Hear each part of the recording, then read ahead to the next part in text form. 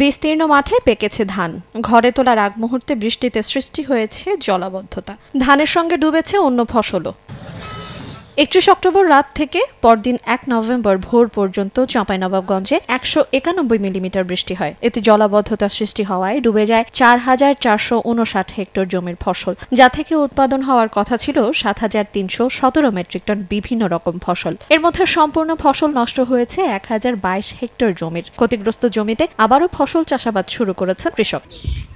তারা বলছেন এক মৌসুমে একই জমিতে দুইবার ফসল আবাদে বেড়েছে উৎপাদন খরচ। পানি তো প্রচুর পানি হয়েছিল, হয়ে তো ধান এবারে ডুবে গেছিল। ডুবে যাওয়ার পরে প্রায় 5-6 দিন ছিল, 6 ফিটে কেবল শহর হইলো।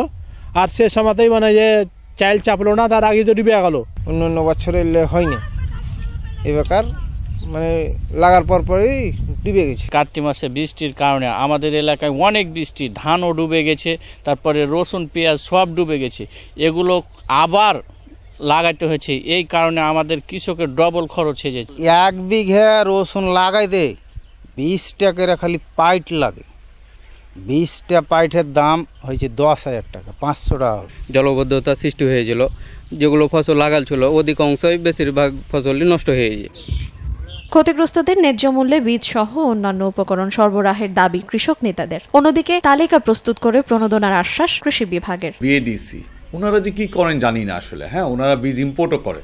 তো এই পরিস্থিতিগুলোতে কিন্তু ওনারা অন্তত বাজার মূল্য, ন্যায্য মূল্য সেটাও কিন্তু সরবরাহের ব্যবস্থা করতে পারেন। কিন্তু ওনারা সবসময় একটা খোড়া যুক্তি দেখান, সেহেতু কৃষকের কিন্তু ওই যে বেশি দামে কিনতে হয়, বাজার মূল্য বিষয়ে কৃষকের যখন ফসলের দাম একটু বাড়ে তখন কিন্তু সবাই হয়ে করে, অন্য কিছু দাম বাড়লে কিন্তু কেউ করে না।